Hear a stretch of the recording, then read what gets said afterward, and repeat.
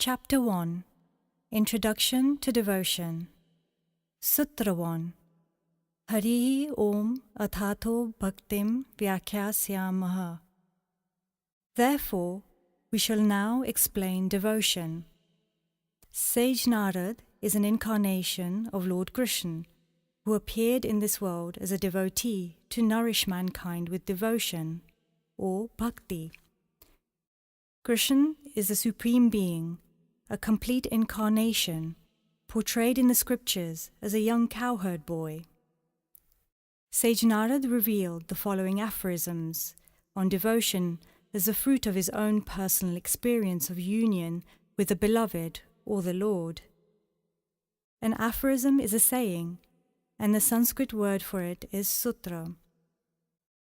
Sage Narad gave a vow to Bhakti Devi, the goddess of devotion.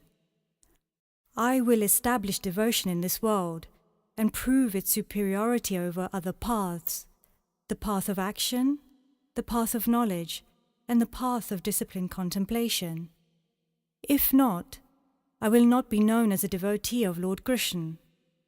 Padma Puran, Srimad Bhagavatam, Mahatmya 2.14. In this quote, the path of action is known as Karma Yoga, where work is performed as a spiritual discipline.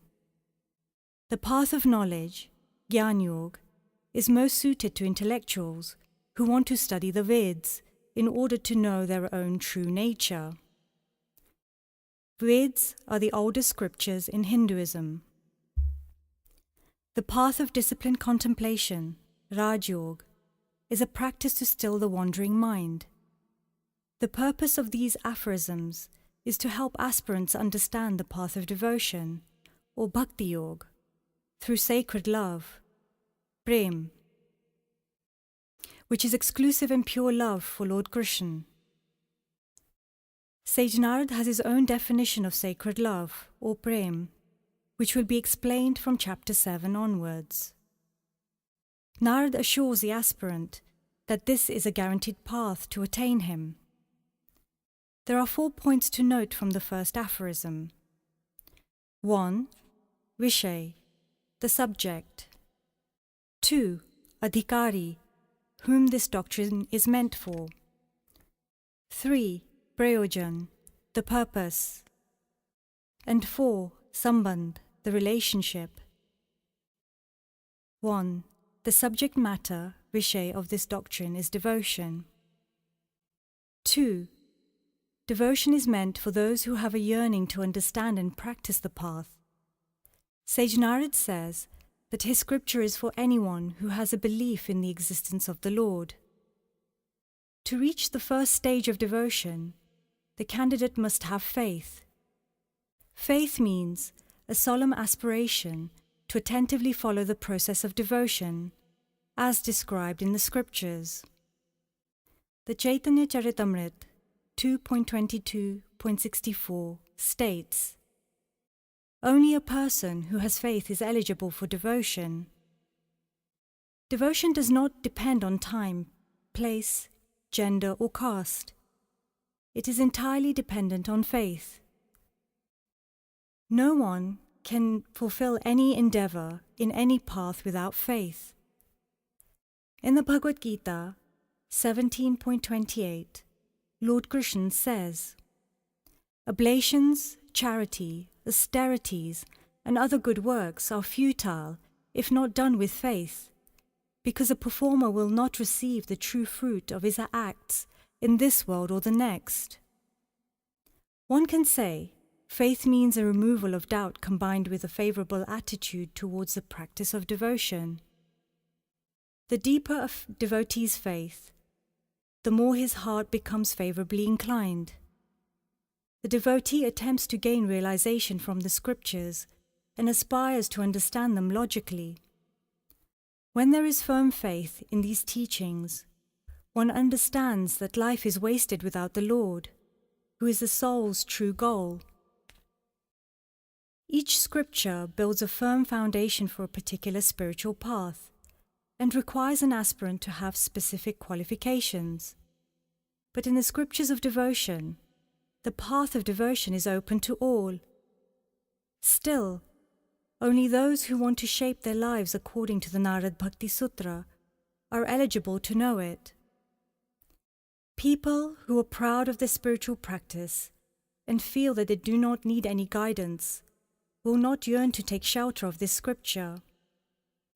Spiritual practice is devotional practice in the context of this doctrine. Those who are not satisfied with their understanding and practice of devotion, or those who are seeking the path which can make the Lord their beloved, are eligible to follow the teachings of this scripture. A person who wants to understand this path need not necessarily be a scholar. The purpose of devotion is not to satisfy one's intellectual curiosity. It is a subject that concerns one's life. Sage Narad is not addressing those who want to conduct an academic study of devotion. This is not a requirement for a devotional aspirant. Many professors can teach on the subject of devotion and draw conclusions, but they do not practice devotion in their own lives. This point can be further understood by taking the example of a professor who has some understanding of devotion, but in reality, it is only a matter of discussion for him. The professor may speak brilliantly on various subjects, but these topics have nothing to do with his own philosophies, which can be far removed from the path.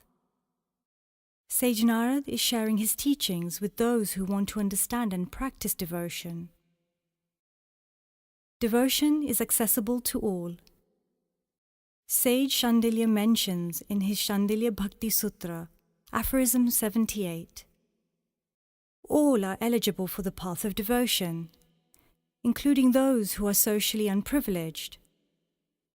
Lord Krishna states in the Bhagavad Gita 9.32, if merchants, menial servants, people born in impious families or women receive my shelter, they also attain the supreme goal.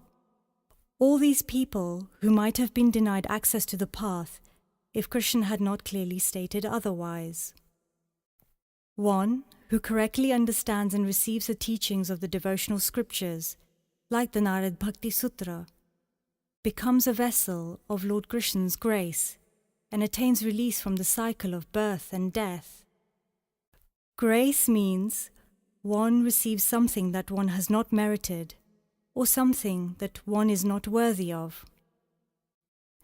A person desiring to follow the path of devotion need not have any kind of special status in society to understand this devotional science. Old age is not a prerequisite for practicing devotion.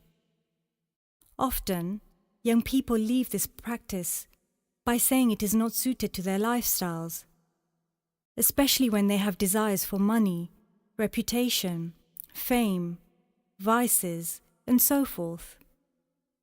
Some make an incorrect assumption and feel that they can only attain or practice devotion once they are able to detach from material attachments. When one attains devotion, one has a taste for devotional practice. He tries to find ways to dedicate more time in order to build his relationships with the Lord, and he yearns to associate with his devotees. One does not need to renounce anything before beginning devotional practice. In the scriptures, devotion is known as Bhakti Devi.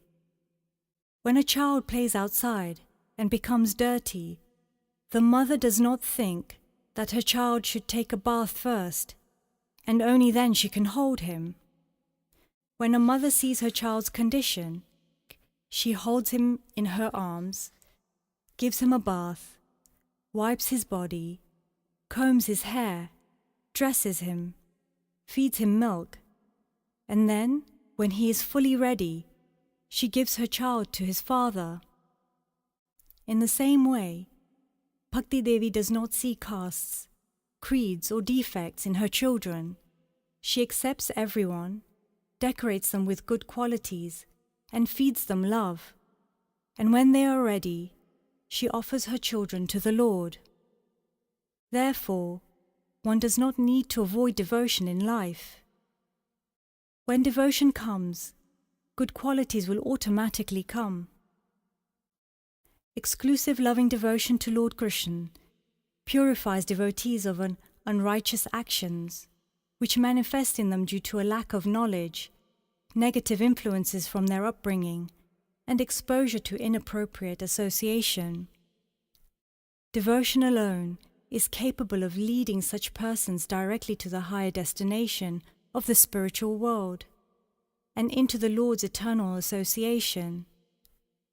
Desires for sense enjoyment may be there, but these desires should not be strong enough to exclude the learner from the pursuit of spirituality. The scriptures describing the path of devotion are particularly helpful for a person who is neither extremely engrossed in material desires, nor has he the utmost spirit of renunciation. 3. There are two main purposes, prayojan, of this scripture. The first aim is to guide one who is yearning to become a devotee. The Priti Sandarbh, section 65, says, "Devotion prepares, directs, and allows a spiritual aspirant to see the Lord, because the Lord is controlled by devotion only. Devotion is best of all."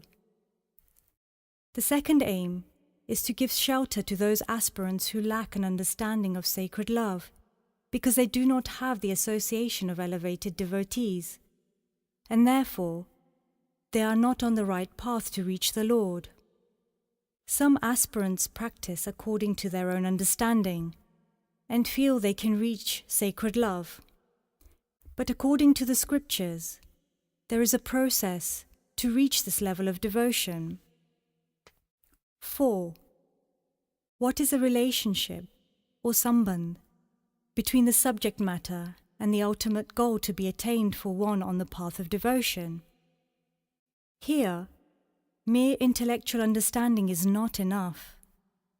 The teachings are based upon Sage Narad's personal experiences and supported by others, as recorded in the scriptures. Such experiences are essential to help define devotion.